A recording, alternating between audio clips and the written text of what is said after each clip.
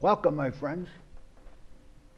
Today we're going to have a conversation with the District Attorney of Middlesex County, one of the biggest counties in the United States of America with over 1 million people here.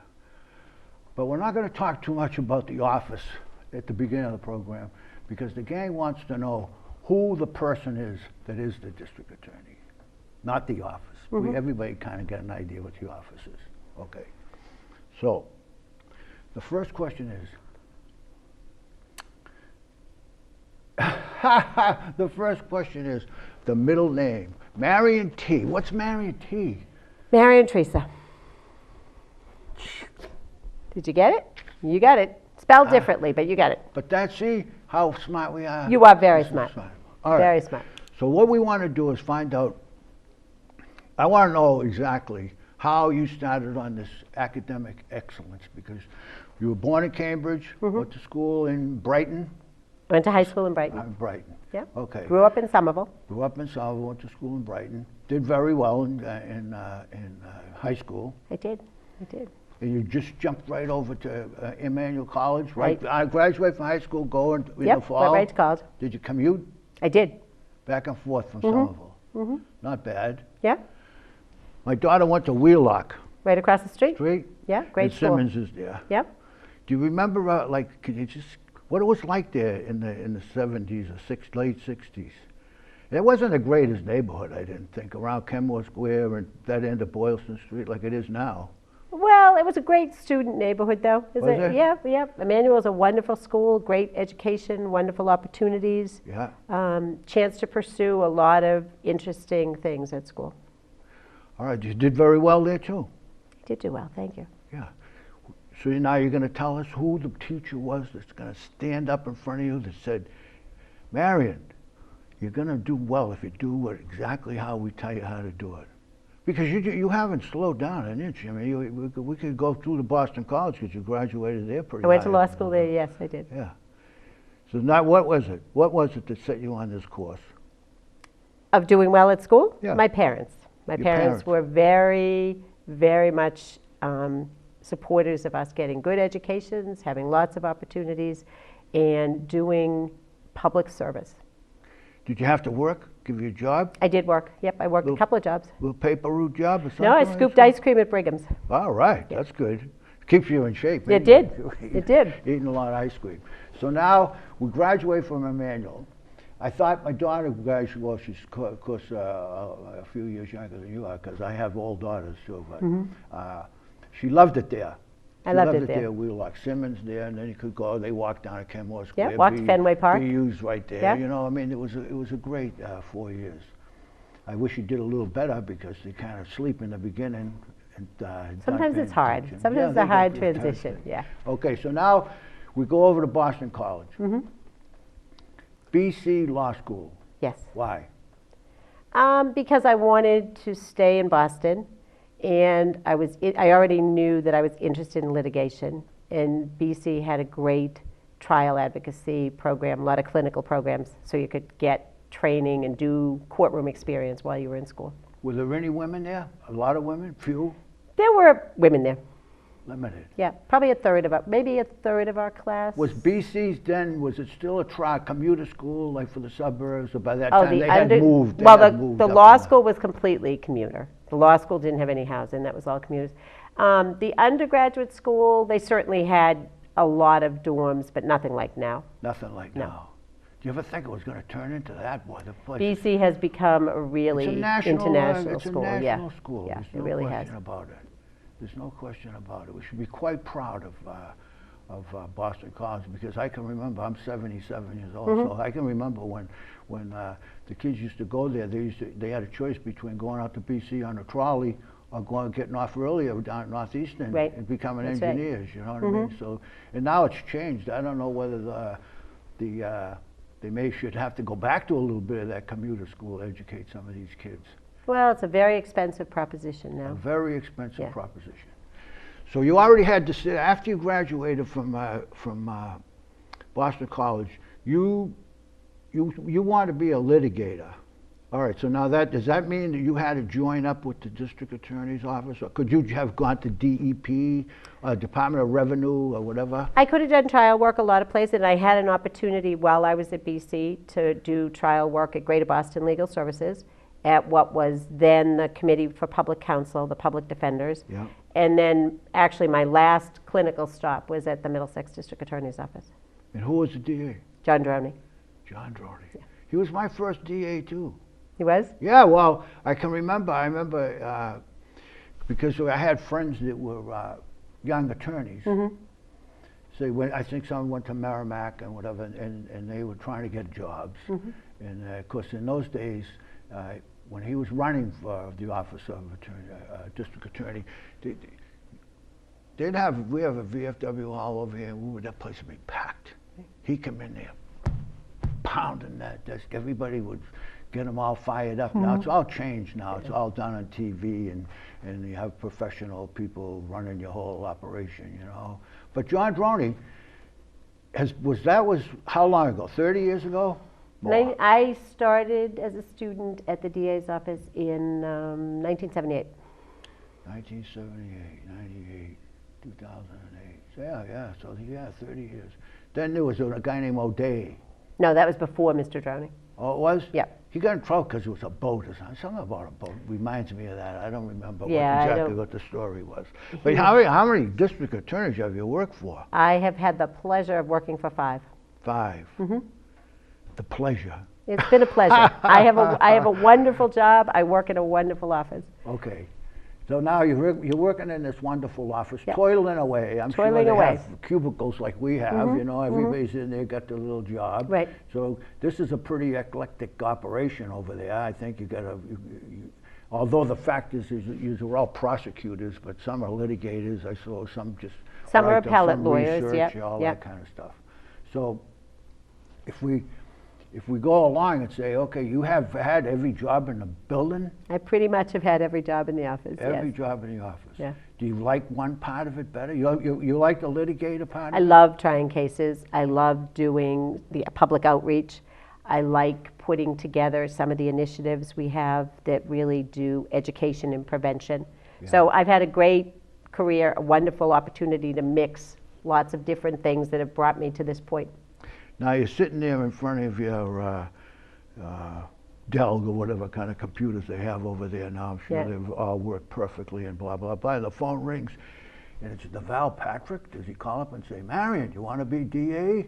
How does that work? Does somebody say, when you go out to dinner with your husband and you're with your friends, does somebody say, Marian, we heard that your name is in the top 5 of maybe getting a job as district attorney? How does it work? It wasn't that interesting a story. When District Attorney Leone decided to leave the office to go into private practice, having spent my whole career there, I thought that I was well positioned to lead that office. I knew I had the experience in prosecution, the imagination, Yeah. and the creativity in putting together the programs and initiatives we had, and I sent a letter to the governor asking that I be considered as he searched for a DA Leone's successor. Must have been a nice letter, huh?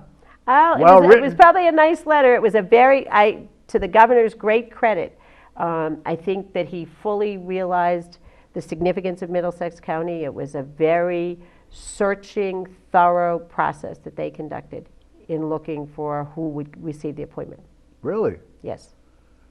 Well, I'd like to know. I wish I knew him. I'd like to ask him about that kind of stuff. So how they do that? That'd be interesting, yeah. How they do that, you know what I mean? You say, there's thousands, how many lawyers are out there? There's got to be 100 of them out right now that would jump right into the seat in a minute. Well, I'm sure that's true because it is a wonderful job. I think 2 of the things that weighed heavily with the governor, I would expect, were number one, that one of the great traditions of the Middlesex DA's office and what has been an asset in us developing the record that we have of both solving cases and successful prosecutions, and prosecutions conducted really with fairness and integrity, is that it's always been an office led by a professional prosecutor. It is not a political office. It never has been a political office.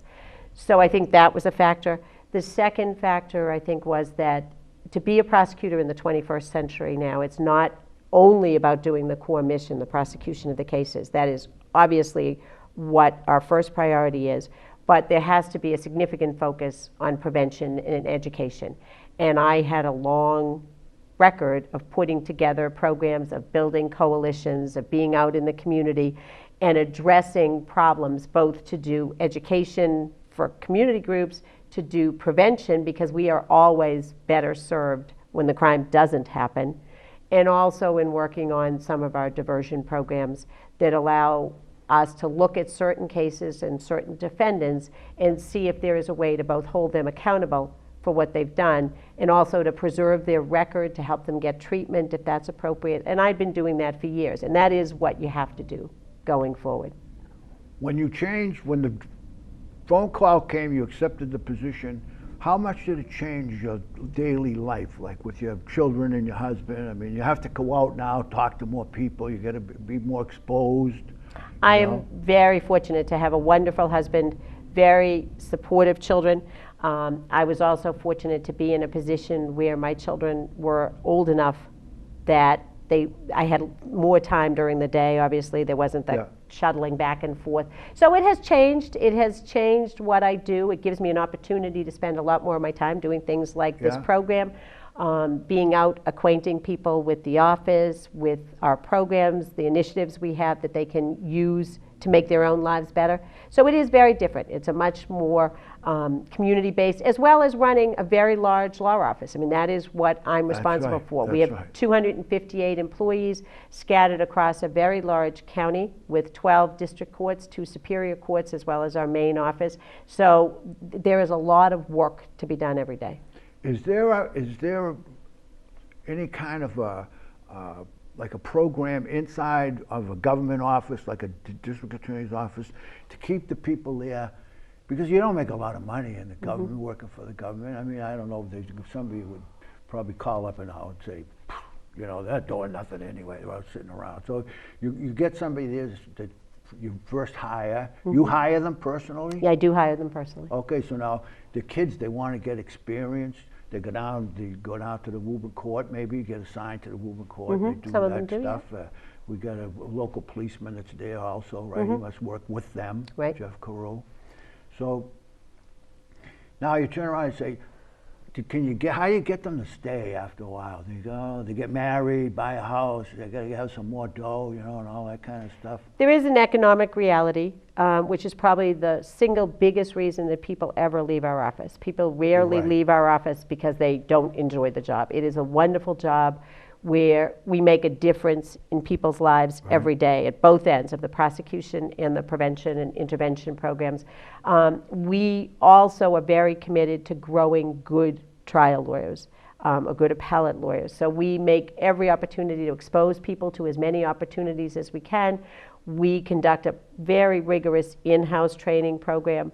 To the extent that we can, we allow them to go to outside trainings as well. So people, in addition to doing the public service work that they're doing, are also really expected to be growing their own trial skills, to becoming better lawyers. To the economic point, I would say that many of our young prosecutors enjoy the job so much that they work a second job. Really? You know, I did when I was a young prosecutor. You have a night or weekend job to help balance things. Fortunately, some of our prosecutors are able to make living arrangements. You know, they can go back home and live to make that a little, because it's obviously the cost of living is an issue. So we do everything we can to make that job as stimulating, as creative, as public service directed as we can, and people are happy to stay in that job. I have a wonderful, wonderful staff, and the public is well served by the people in our office. Which gets me to the point, you prosecute people. Does that mean, I try to find a kind of a everyday definition of prosecuting people. People do things against me, I'm society. They do things against society. You're the person that comes along and says, you can't do that to society. Do we have to put the law enforcement first, and then the law enforcement pushes it over to you to punish the people who did something to me in society? The punishing and sentencing of people is obviously left to the judge at the end of that. Our task is to speak for society and to hold people accountable when they've committed a wrong against society, whether it be society in general or both. An individual, they've broken into your house, so they've offended against you, and they've offended against the peace of the Commonwealth as well. Right. So we act for the Commonwealth. We are never an individual victim's attorney, although we may well be prosecuting a case that involves an offense against them. And that holds us to a much higher standard. Our standard that we are held to is the public trust. It is the fairness and integrity of looking at actually what has happened, holding somebody accountable to the Commonwealth for what the offense they're charged with. Is there such a thing as legal philosophy? I mean, the lawyers have, I mean, if you had say you, I'm a pretty liberal person myself, so it's hard for me to stick my head in somebody else's bucket, you know what I mean? But I wouldn't live in Oklahoma if somebody gave me a house there, because I think that people are a little bit off over there. And they probably think we're all crazy up here. But I mean, I don't know whether there's a philosophy relative to lawyering, like whether it's a conservative, how you interpret the law. Like somebody might say, well, we'll get to these other things in a couple of minutes, but like bullying people or something like that, you might interpret that as, you know, and then somebody else might say, oh no, that's pretty serious business, because young girls get bullied on computers and do serious things to their bodies, you know, they might even commit suicide and stuff. So I was just wondering whether there was, when a prosecutor looks at the case, you know, if he's a liberal, he might say, but seriously, you say, well, wait a minute here. As prosecutors, we don't have the sense that you may have, and I think if I'm understanding you is, if I were an attorney in some other kind of practice, I might choose not to be interested in certain things or to pursue certain kinds of cases. You know, I think that car companies should be held accountable, or consumers. I have that. As prosecutors, we are held to a standard of fairness and integrity. So our personal opinion, we enforce the law in the Commonwealth. And the law is passed by the people's representatives in the legislature. Right. What the law is, if there's an offense alleged by violation of one of those statutes, we evaluate that for whether or not there's sufficient credible evidence to establish beyond a reasonable doubt that that occurred. And then if there is, we prosecute that. If there is not, that's a case that we would not be able to prosecute. But does that mean the person who did it is just a stick out here? You're just going by the law? The question of what happens to that individual, the first question is, we can only deal with or impose any sanction or whatever on someone who we're satisfied there's an offense that they've committed. So a person, obviously, I might think a person would benefit from some intervention. Right. If they haven't run afoul or come before the court in some way, we obviously have no way to reach them. Right. So the first question is there something here that brings them to our attention? And then the second part of your question is, what's the appropriate sanction for that person? There are a wide range of sanctions. And there's also whether or not that person should be charged. That's the basis of some of our diversion programs. Is this something that we have an individual who's willing to take responsibility for what they did, who has no prior record, and would they really benefit from some kind of intervention rather than charging them and bringing them before the court? So those are decisions we make once we know what it is we're dealing with. Okay. So now let's talk a little bit about the few minutes we have. We will run out of time. I want to get you out of here on time because I don't want Mary Beth to be saying she's not coming back. You're not on time. You made us late for our next appointment. So the initiatives, alcohol and drug abuse. Mm-hmm. I'm an abuser myself. A long time ago, Army, war, whole business, right, sure. All that kind of stuff. Yeah. So you say, I'm an abuser. I always thought that we're preaching to the choir, because you talk to me about abuse. I haven't, you know, I'm good now, but I mean, you talk to people who are not abusers. We had a kid come in here to play for the Celtics. Can't think of his name off the hand, but he got out there on the stage. He talked to the kids about drugs. He went through a fortune and all that kind of stuff. And of course, the kids are yawning and all that kind of stuff. They don't care, because it's never going to happen to me. but nobody sits them down and says, when somebody offers you a joint or heroin or whatever it is, cocaine or even marijuana, the reason they're offering it to you for free is because they want to get you involved in it so that you can buy it, and then I can have the money so I can go buy my own. It's like a deck of cards. The whole thing falls apart. You know what I mean? So I'm skeptical about that. I'm too old to be not skeptical about bullying. And some of the other stuff, I don't have any idea. I never worked in a white-collar office in my life, so I don't know anything about that. But when you're developing the programs, after a while, do you review them to see how successful they are, like each one? We do. We have developed, certainly over the years, we've gone through different models of programs. We bring in, as I always say, we are very fortunate in Middlesex County. We have 26 colleges and universities across the county, as well as a number of very prestigious hospitals. So we have literally some of the best in the business in all of these fields. People have been generous. They are generous with their time and their experience. So we have a whole pool of experts that we bring in to be part of our programs, to be on panels, to speak to students.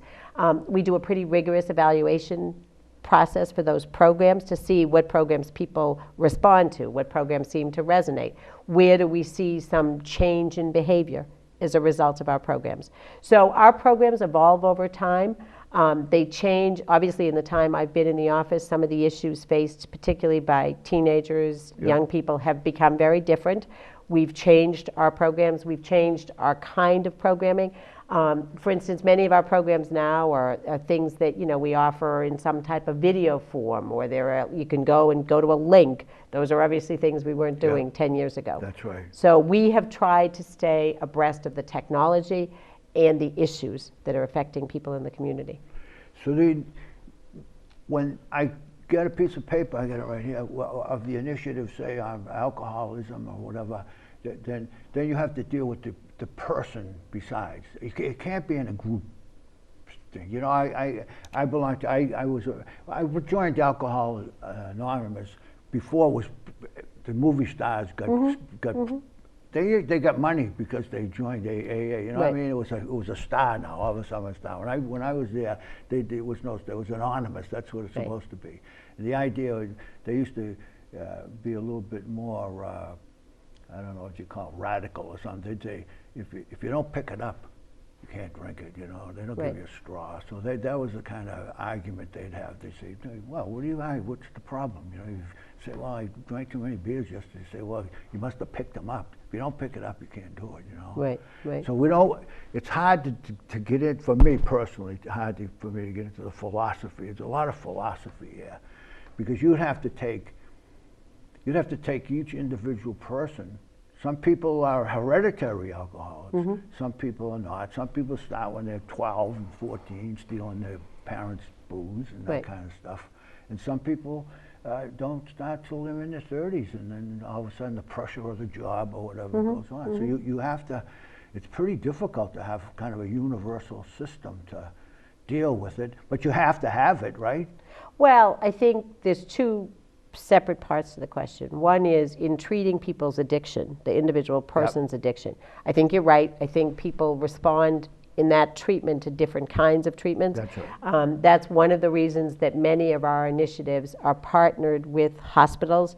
For instance, our opiate addiction program is partnered with the hospitals because there are obviously a range of treatment options out there, different ones for different people, different levels of addiction, different ages, that sort of thing. In our opiate addiction program, we partner with the service providers, the halfway houses, those types of things. We partner with places like Tewksbury State Hospital that offer intensive inpatient treatment. We partner with a lot of the community hospitals that have a variety, whether it be parents groups or Narcotics Anonymous groups, all of that, and in helping to reach out to all of those options so that somebody who's looking for help can be evaluated and then get the treatment best predicted to be helpful to them. So if I was a young person and I got arrested for, I don't want to get into the laws and all that stuff, but I mean, if I was a young person and I get arrested for a drunken driver, being bad or whatever, they ship me up to Billerica for 60 days or 90 days. Do I get in, does the sheriff go up there, and then does he kind of look at me and say, well, you're going to be here for a couple of months, son. We're going to get you involved in a program where, is there a continuum like? The house, yes, in people who are, if the punishment handed out by the court includes incarceration, those people who are incarcerated, there are options available for them while they're incarcerated for treatment, for various community type programs. There are programs that would transition them. So there's treatment while they're in there, then they leave, go to some kind of step down program, eventually make their way to a halfway house. The research certainly indicates that those are the most successful when people have aftercare, so they don't just do 2 weeks of treatment and then they're back on the street again. It helps if you're able to monitor them over a fairly long period of time. We are fortunate in Massachusetts to have a range of programs available. Obviously, resources are always an issue in terms of how many beds are available on any given day in any particular program, but programs are available. Some states don't even have programs. That's true. That's true. So being from I'm a liberal person, being from that bent in my growing up and all that stuff. First election, I voted for Kennedy for president. You know what I mean? Say, wow, this whole country is something changing here, and I don't know what it is. So it gets confusing because now my grandchildren are old enough to drink, and I don't say much to them, but I mean, I watch them pretty closely. And then if you say anything, they look at you like, geez. GP, they call me GP for Grandpa. They say, Grandpa, GP, you're old, you don't understand. I say, well, it's the same problem, except it's more complicated because the things that they had when I was a kid and you were a child weren't there then. Now there's a menu of stuff you can get in trouble with. There are probably more substances out there, but you bring up another good point, which is that, and one of the things we stress in a lot of our education programs is even when you don't think kids are listening, it's family members, it's parents, it's their views. What we frequently see in talking to kids in our programs is much more than you think probably, your values, your expectations are heard by kids. They really are. And that's why we spend a lot of our time doing parent education, for instance, as well, because there is an enormous impact on kids from what they learn at home, what expectations their parents set, how vigilant their parents are in terms of watching them closely. That certainly goes hand in hand, developing that awareness with preventing kids from finding themselves in trouble in the first place. So in all of your programs here, half a dozen, I think. Probably many more than that, Okay, so you have a certain amount of the people who deal with it all the time. They have a certain amount of review, and they can say, we're making progress, we're not making progress, let's change and do something a little bit different, that kind of thing. Yes. That's all. We're always evolving. Issues, things that were issues 10 years ago, maybe they're not an issue anymore, vice versa. We attempt to develop programs that will be helpful in those areas. Well, Marian T., the City of Woburn is very, very happy to have you here in the City of Woburn in the District Attorney's office over on Commerce Way. It's a hard place to find. It is a little bit hard to find. Commerce Way, you could be driving around over there for a while before you figure you got to go up the hill there and through the gate. Is that how you get there? Or go around the other way, down, Okay. Yep. And if you get out Dragon Court, you think, ooh, where am I? Yeah, we're pretty far down there. We're pretty far down there. So that's very good. But the city, I think the residents of the city are very happy the officers are here and very happy that you are in that office at this particular time. Thank you, And with the courthouse here, because it's going to be here for the next 50 years, 100 years, because they're never going to tear that dump down in Cambridge down. You have prisoners in there still? There are still prisoners in there. Yeah, that's unfortunate too, you know what I mean? In fact, that building was built by an architect from Woburn named Edward Tedesco. Oh, really? Yeah, and a bunch of guys worked there from Woburn, iron workers and bricklayers and stuff. Putting it up. Yeah. So that'll be a hotel someday. So we're going to be over here. Yep, and so we're happy in Woburn. Woburn been very good to us. So we're going to be close friends. We will be. So as long as I can continue to keep Mary Beth happy, maybe you can drop in once in a while. I'd be happy to come by. I'm happy to be here. Much. Thank you. Thanks for having me. Thanks.